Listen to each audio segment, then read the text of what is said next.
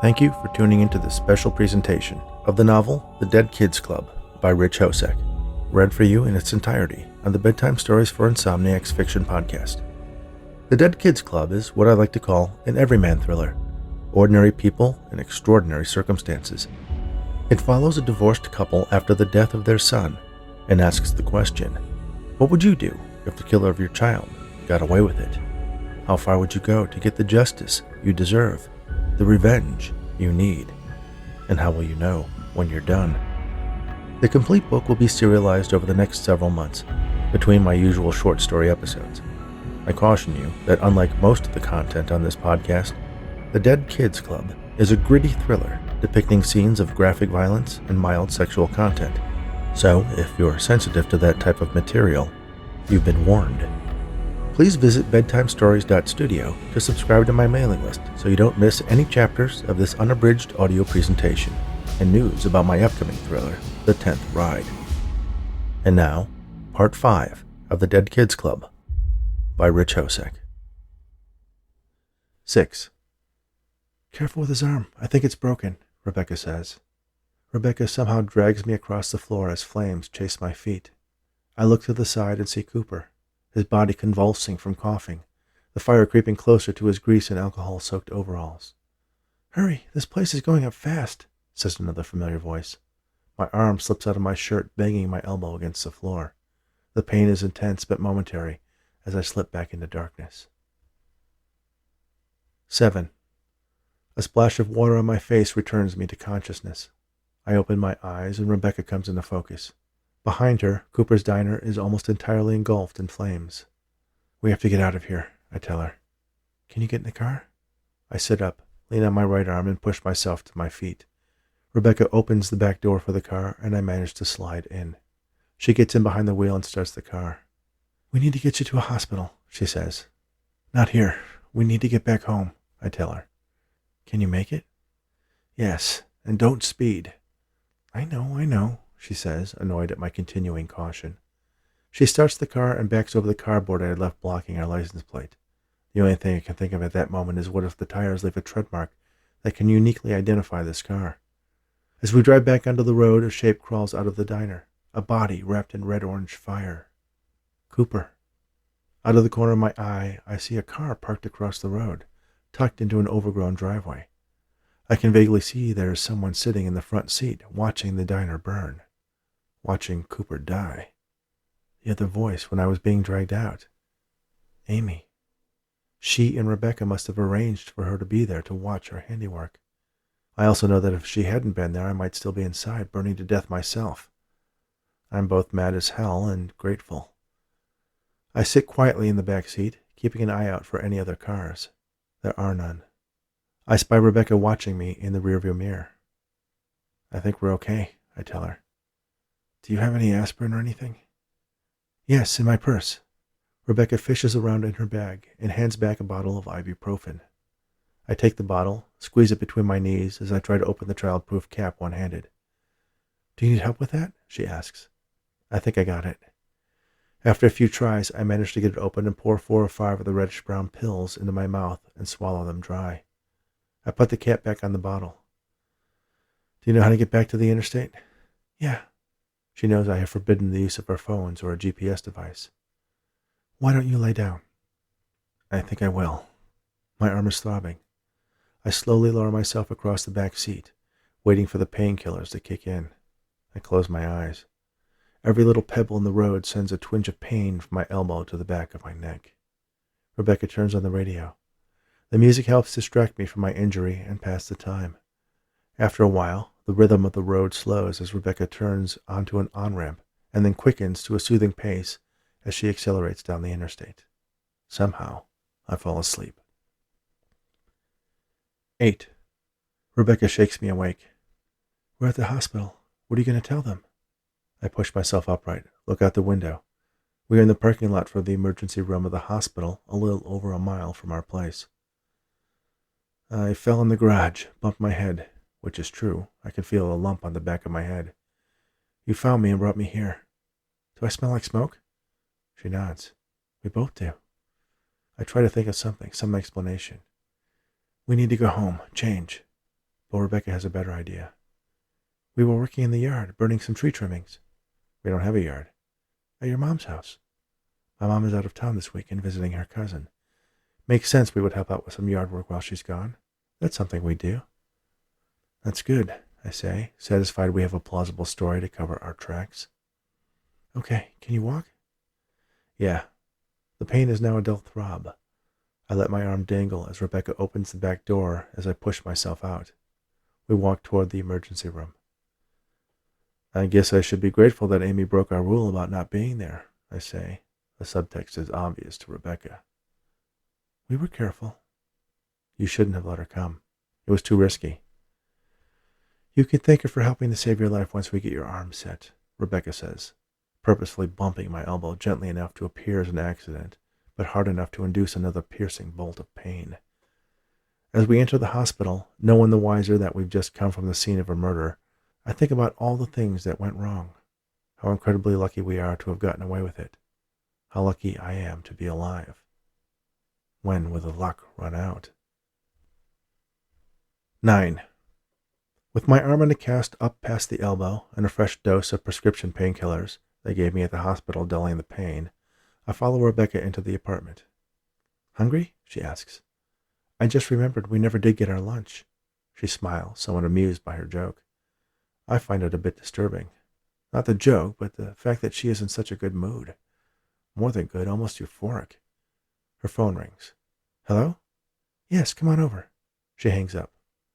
Amy? I ask. Rebecca nods. She's on her way. I asked her to pick up some takeout. When did you do that? At the hospital. She offered to help. I knew you'd be starving. I am. Rebecca puts out some plates and silverware. I shuffle over to the table and sit. Rebecca pours me a glass of wine.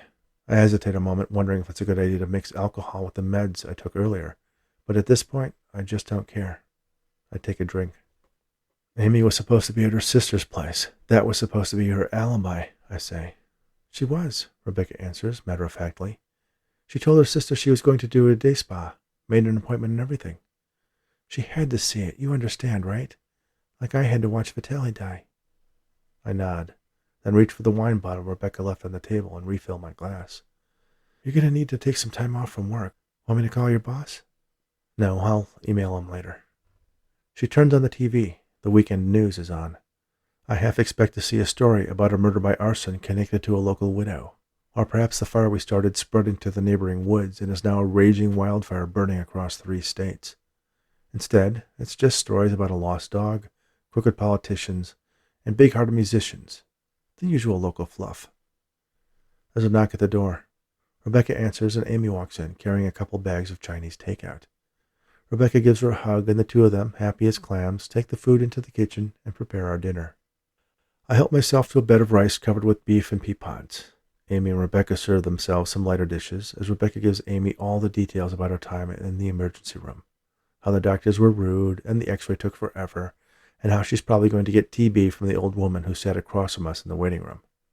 Amy turns to me and gives me a look of appreciation mixed with pity. You poor thing. I'm so sorry you got hurt. Well, lucky thing you were there, I say with a hint of admonition. Amy glances to Rebecca, who gives her a reassuring pat on the arm. I had to go, Amy explains. I needed to see him suffer. We agreed it was too risky, Rebecca cuts in. You agreed.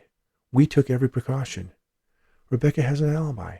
She arrived before us and left after us, and no one saw her parked in that overgrown driveway. Don't blame Rebecca, Amy says. I would have been there even if she hadn't helped me. I was there probably about a half an hour before your first drive-by. Once the parking lot emptied, I got out of my car and hid in the woods behind the diner. I waited for you to arrive. After you went in, I went to the window that faces away from the road. I saw him take your order and then watched you pick up that chair and slam it into him. I think he saw me at the window just before you struck. He looked surprised and then confused when he felt the chair smash into his head. And at that moment I felt so relieved. I know what you mean, Rebecca tells her. Amy has that same look Rebecca did when she told me about watching me stab Vitaly in the heart. Then I saw that you were hurt. I caught Rebecca's eye and she waved me off, so I waited and watched. I could smell the grease and whiskey, even from outside. The fire burned so fast. I wanted to watch him burn, but then I saw you fall the second time, and Rebecca struggling to drag you. I ran around to the parking lot just as Rebecca came rushing out, calling for me. We went back inside and got you out. By then the building was burning so hot, I thought he had to be dead. Rebecca told me I should get back to my car, so I hurried back. I had a perfect view of the front door when he came crawling out. He was trying to shout, but I don't think his lungs were working anymore. You left about then, and he rolled over onto his back, reaching up toward the sky.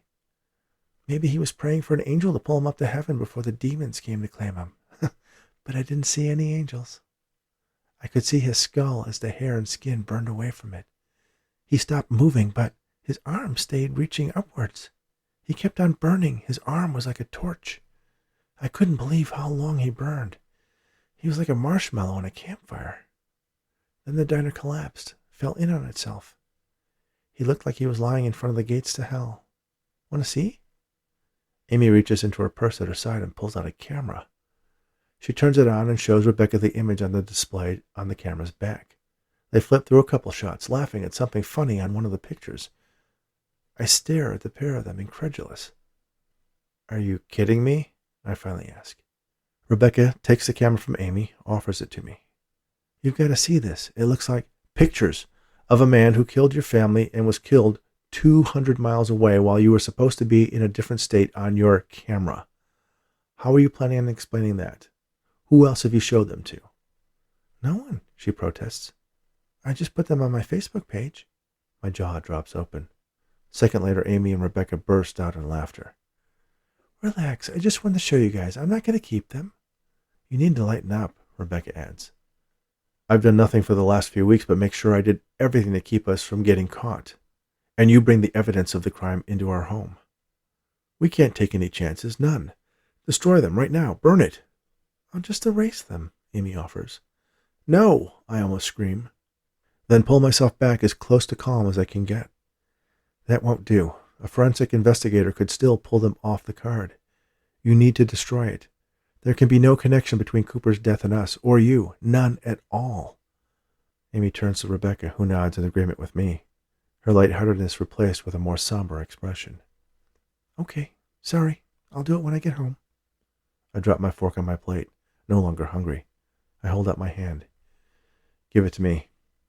Amy seems offended by my obvious distrust, but removes the memory card from the camera and drops it in my hand.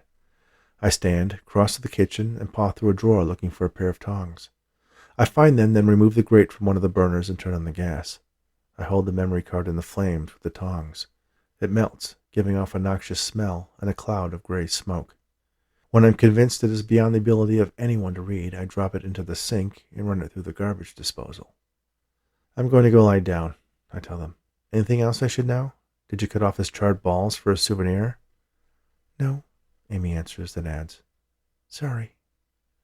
I nod my acceptance of her apology and cross into the bedroom. I'm still hungry, but even more tired, and I manage to fall into a shallow slumber. 10. I rouse when I hear the front door close as Amy leaves, and the second time when Rebecca turns on the shower. The gentle caress of her hand on my cheek wakes me the third time. She sits on the side of the bed, wearing a white silk robe, one I had given to her one Christmas when we were still married. You need a bath, she says. In the morning, I tell her. It's okay. I'll do it. Can you roll over a bit? She gives me a gentle push, and I roll onto my right side. She tucks a beach towel under me and sets a basin of water on the middle of the bed, then puts her hands around my neck and pulls me toward her. My face rises toward her breasts. She smells of the lavender-scented soap she likes. Slowly, with great care not to disturb my broken arm, she unbuttons my shirt and gently guides it off my body. She helps me lay back slowly, then takes a washcloth from the basin, wrings it out, and wipes it across my chest, my shoulders, up and down the length of my arm. It smells of the same soap that she does. When she's finished with my chest, arms, and face, she puts the washcloth back in the basin. With the same gentle deliberateness, she undoes my belt, unbuttons my pants, and wriggles them down my legs, taking my socks off with them. I'm naked now except for the cast. Rebecca reaches for the washcloth and continues bathing me, slowly, carefully. Her touch arouses me quickly and completely. She smiles at me, drops the washcloth back in the basin, then sets it on the floor. She loosens her robe and lets it slip off her shoulders. Then she climbs on top of me. Her passion is less violent than it was at the resort, but no less intense. I don't know where this woman was when we were married, but I am blissfully grateful she is here now. She knows my body well enough to guide me, along with herself, to the edge of pleasure and then back again several times before we finally climax. She falls on top of me, a human blanket radiating lavender-scented heat, tinged with sweat and the smell of sex. Our breathing falls into synchronous rhythm, slowing until we fall asleep. I realize that all my vows, oaths, and promises that we would never kill anyone again were in vain. I'll do anything for this woman. If I have to kill for her to make love to me like that, I'll do it. I'll do it gladly. 11. I wake before Rebecca. She must have gotten up at some point in the night because she's wrapped in the robe and sleeping under the covers beside me. I check the time on the bedside clock, then get up and go into the living room. I find the satchel where I keep my laptop, turn it on, and fire off a one-handed email to my boss explaining my accident and requesting at least a couple of sick days. I return to the bedroom and silently crawl under the covers with Rebecca. I keep my plaster-encased arm resting on my hip so I don't wake her.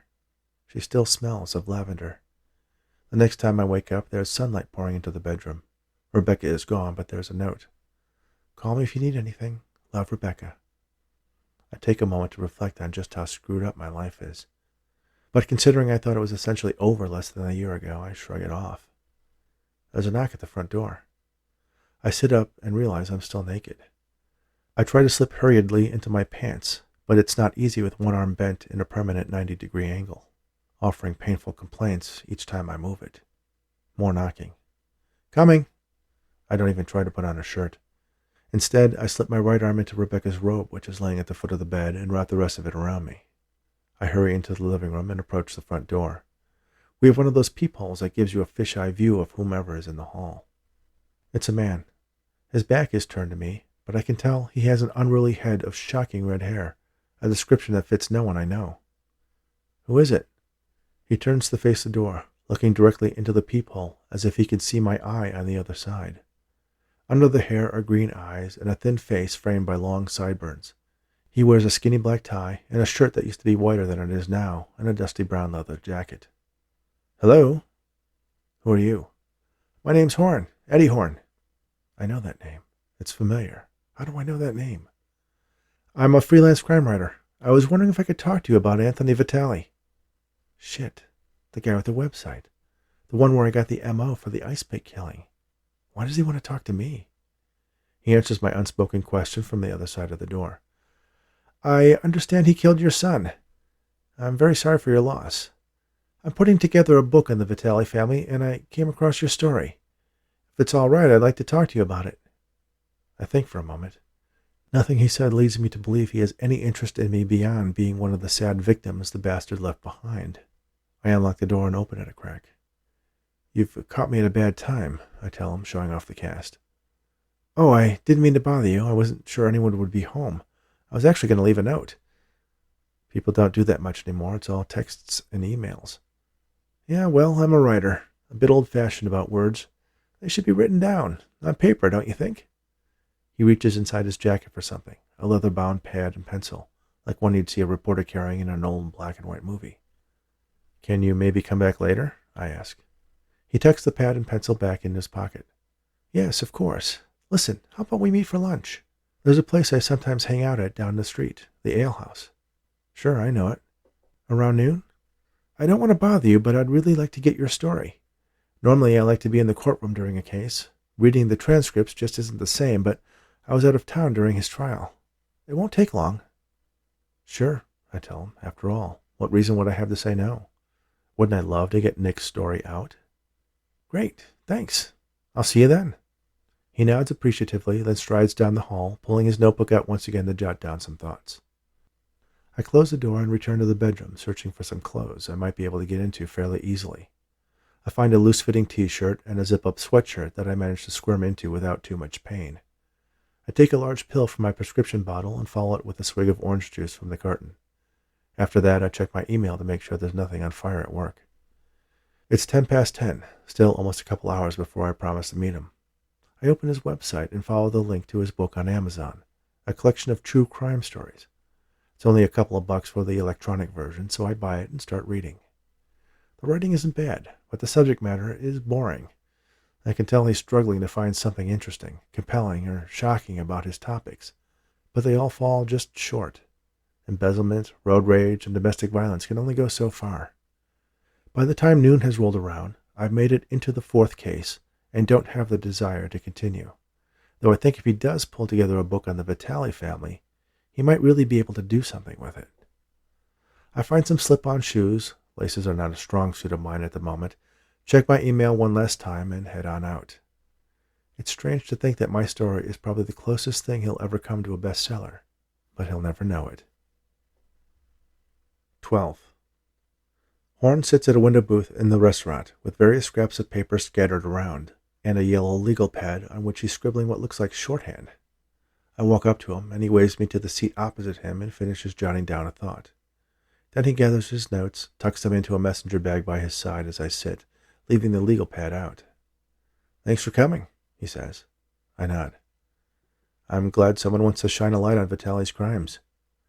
"Well, there's a lot more to him than just the incident with your son. He ran a money laundering operation at a restaurant his father owns, and there is more than one disappearance of a former girlfriend that is linked to him." "I had no idea," I say honestly. "They've got financial connections all over the country." He glances around the restaurant. "He's even got a stake in this place." "Well, then I'll be sure to walk out on a check." And he smiles. "Yeah, poor choice, I guess." "It's all right," I tell him. "To be honest, I'd never even heard the name until—" "Right. Well, the old man was grooming him to take his place. He was made on his 18th birthday. I thought I heard his death was some kind of hit." "Yeah, had all the earmarks, except—" I cock my head curiously. "I'm going to tell you this in confidence. I'm asking a lot for you to share your son's story with me, so I don't mind sharing this, but it's for the book, and I don't want it getting out." "You have my word. What is it?" I ask, my curiosity piqued. "Well, the killing was made to look like it was done by a hitman who has killed quite a few people over the years, someone who's knocked off a lot of Vitale's enemies. So it was kind of weird that someone who worked for the Vitales would kill Anthony." "I see your point." "The thing is, the killer was definitely not the hitman, just someone trying to make it look that way." "How can you be sure?" I ask. "The police always hold back a detail of major crimes from the press. That way they can weed out the crazies. You wouldn't believe how many people try to take credit for murders they didn't commit." "Doesn't sound like a sane thing to do." "Definitely not. Anyway, all the previous victims of this hitman, who I'm pretty sure is Mikey Manzanetti, but you didn't hear that from me, had a certain part of their anatomy removed." I cringe. "You don't mean—" "Oh, goodness, no. It was their left pinky toe. The guy must take it as a trophy or something.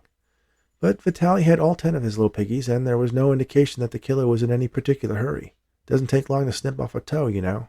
That, and there were other details that didn't jibe with the other murders. Little things like how the killer got in the house, and the fact that he usually helps himself to a glass of wine. But the big thing is the toe. I'm the only one outside the police who knows about it. Well, you too now." "So what does that mean? Why would someone want to look like a mob hitman did it? Are you sure he didn't just forget or run out of time?" Horn shrugs. "Well, I guess the only one who knows the answer to that is the killer. What I wouldn't give to sit down lunch with him." I nod, suppressing a smile. "It would be just the hook my book needs to sell. But these mob guys are so tight. It's likely we won't find out until one of them gets caught with his hand in the cookie jar and the feds can make him sing. I do have my own theories, though. Could be a feud in the family. Could be a rival wanting to plant the seeds of discord among Vitale and his people. Could be a scorned woman. Lord knows there were enough of them in his life. Well, whoever it is, Nick's mom and I are eternally grateful. If you ever do meet the guy who did it, please pass along our thanks." Eddie smiles at that. "I will. I hope I get the chance, but I really think a chapter about how he managed to so recklessly kill your son and get away with it will be a compelling part of the book, especially now that it ends with his death." He picks up a pen and starts scribbling on the pad. "I don't want to make you uncomfortable. I have most of the facts of the case, but I want to know more about Nick, how you and your wife have made it through this." "Thank you. I appreciate that.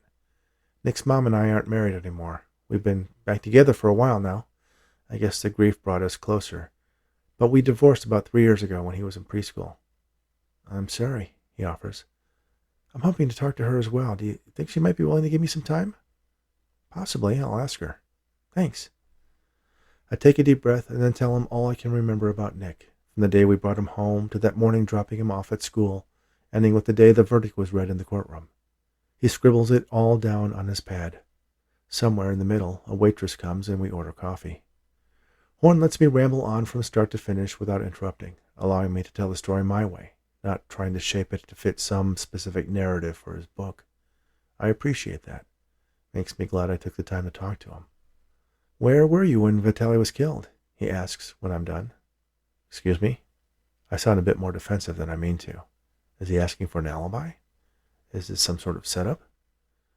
Where were you when you found out that your son's killer was dead? I collect myself. We were actually at a little romantic getaway place just out of town.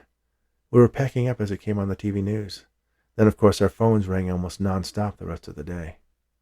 It wouldn't happen to be the Sierra Winds Resort and Spa. Yes, how did you... I've been meaning to take my wife there for ages. Any good? Well, we're still making a go of it afterwards, if that means anything. The cabanas are relatively private, and if you can get past the kitschy decor, it's not too bad. I'll have to check it out. I put in some long hours, which doesn't go over too well with Melissa. We could use a romantic getaway. He puts the legal pad into his bag. Do you mind me asking how you broke your arm? Sorry, curiosity is an occupational hazard in my line of work. I look down at the stark white plaster. Fell doing some yard work at my mother's house. I feel like one of those people you hear about who trip and break a hip. Not fun getting old. I hear ya, he adds. Well, again, I really appreciate your time. And if your maybe not so ex-wife would like to chat, he says with a smile, I'd love to get her point of view too. He hands me a card. The font looks like what would come out of an old typewriter.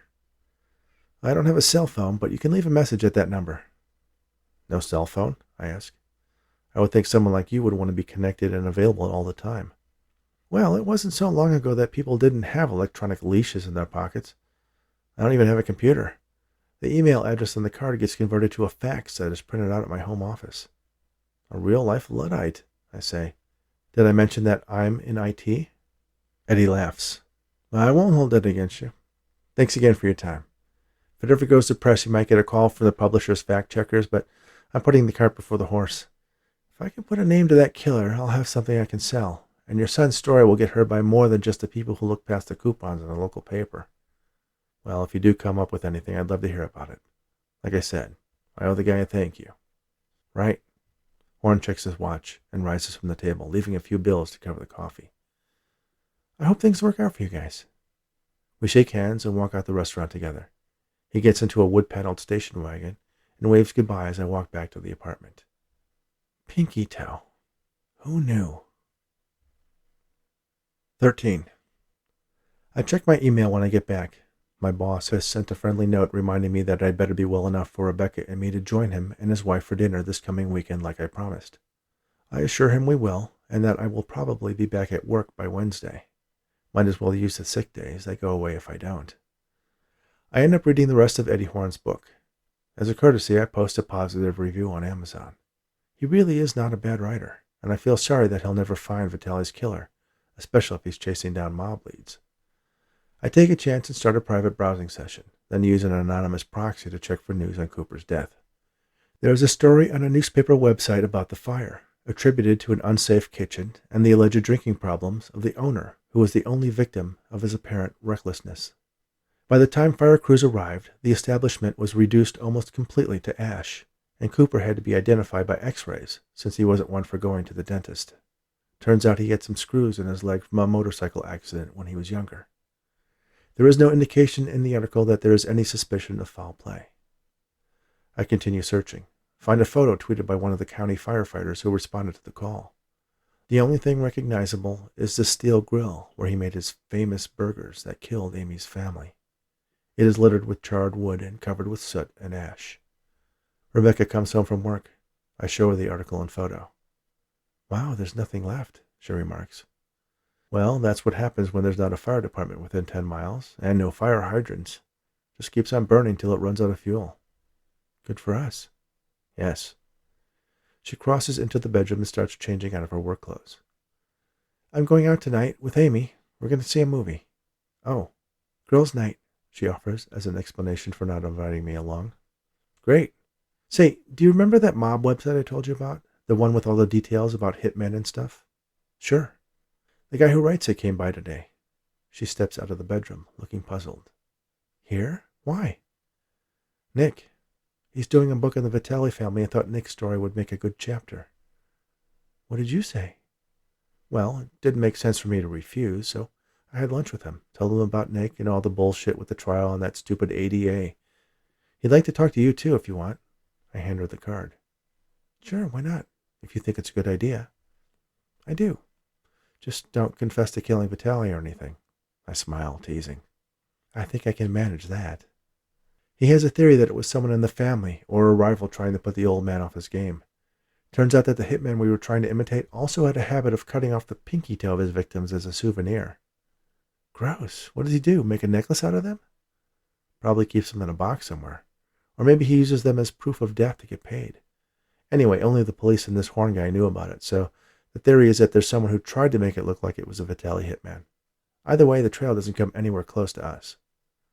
That's because you are such a great criminal mastermind. She bends over and gives me a kiss. It's quick and perfunctory, void of the passionate hunger her kisses had the night before. I crave those kisses and wonder if I really only will get them if we kill someone else. Gotta go. I'll call him tomorrow. Okay, have fun. Thanks. And she's out the door. I consider going out myself, but then settle on a cable channel showing a marathon of Twilight Zone episodes. I fall asleep on the couch, not knowing what happens to the little old man who emerged from a bank vault to find he was the last man on Earth. Thank you for listening to the Dead Kids Club on the Bedtime Stories for Insomniacs Fiction podcast. If you are enjoying this free presentation, I hope you'll take a moment to subscribe to this podcast on your favorite podcast app or Audible and sign up for my email list at bedtimestories.studio. Make sure you rate and review on the apps that allow it, and share this podcast with anyone you know who enjoys audiobooks. You can also show your support by purchasing this or any of my other books in paperback or ebook editions on Amazon, or the complete audiobooks on Audible. And lastly, if you're a fan of paranormal mysteries, I hope you'll also check out the award-winning Rainy Day Investigation book series, co-written with Arnold Runnick and Lloyd Auerbach, at rainyandday.com. That's RANEY and DAYE.com. Thanks again, and all the very best.